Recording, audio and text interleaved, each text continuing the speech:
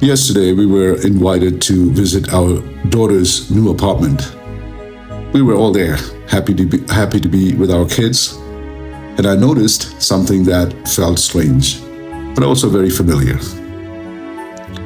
My kids are between 18 and 25 years old, and as I watched them and their friends, I saw a pattern. They're not aiming for the corporate ladder. They're not chasing big promotions. They're not obsessing over buying homes or cars. Their ambitions don't seem to align with what the economy wants from them. And that got me thinking. This isn't about my kids. It's a generational shift, a low desire mindset that I'm seeing more and more in young people today. So I wanted to do this video to tell you a story of Japan, the story of its lost decades, and the rise of what's called the low desire society. And I can't help but wonder, is the same thing starting to happen here in the US? Something peculiar is happening in Japan, and it's been happening for a while. People there, especially the younger generation, don't seem to want much anymore. They're not chasing promotions. They're not picking up new hobbies, or they'd rather rent than buy. Take public transport instead of cars. Half of the marriages are sexless or nearly sexless. Many young adults aren't even looking for love. Nearly half haven't had sex in over a year. And of the never married, half are still virgins. Not that it's a bad thing, but I wanted to prove a point by bringing this up.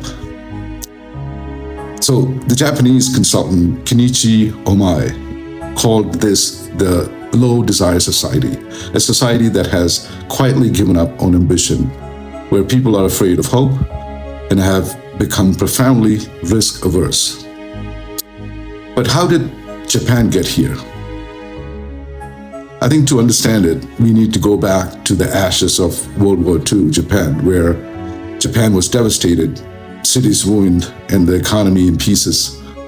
Its people among the poorest in the world. And then came the miracle.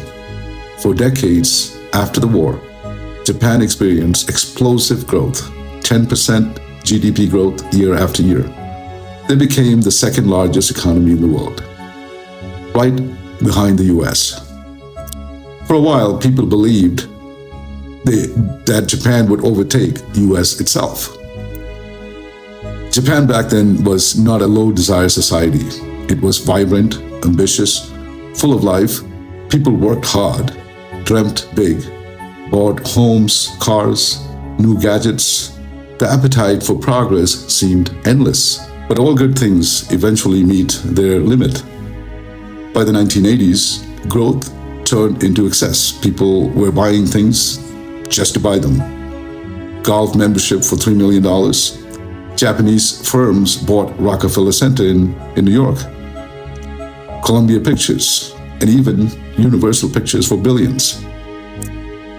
It was all driven by the belief that prices would always rise, until they didn't.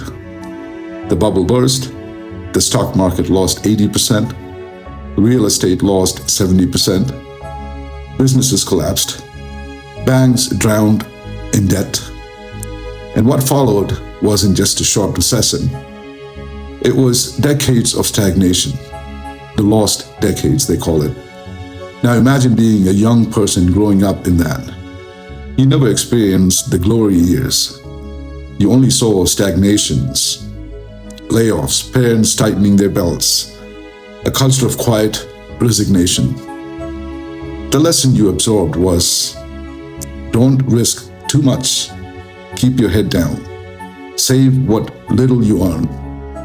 Walk carefully through life to arrive safely at death. That's how an entire society became one of low desire. But here's the question. Is that really a problem? From the perspective of politicians and the economy, yes, because capitalism runs on desire. Every business, every job, every investment exists to fulfill desires. If nobody wants anything, the machine stops. But what about people themselves?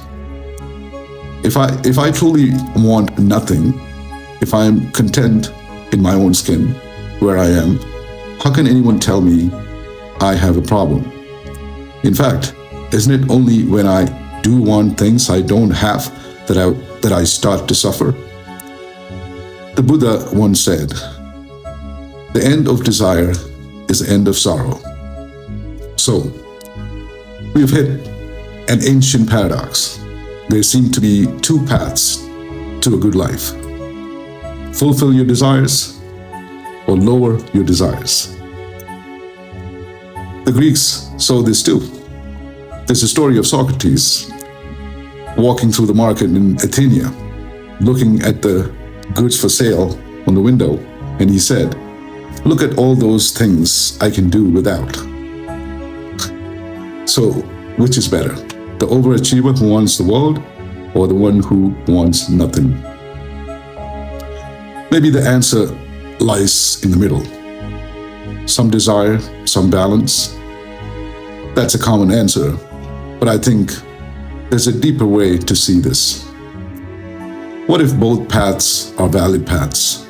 But the real key is this: know yourself, know your desire. If your desire elevates your mind and the minds of others, go for it. If your lack of desire brings you peace and joy, live that way.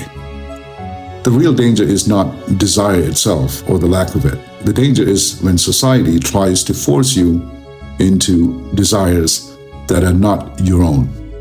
When you spend your life chasing what the economy or your boss or your culture says you should want, you're no longer living your path.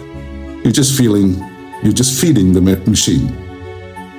The low desire society may look like a problem for the economy, but for the individual, it could be freedom if it's chosen consciously.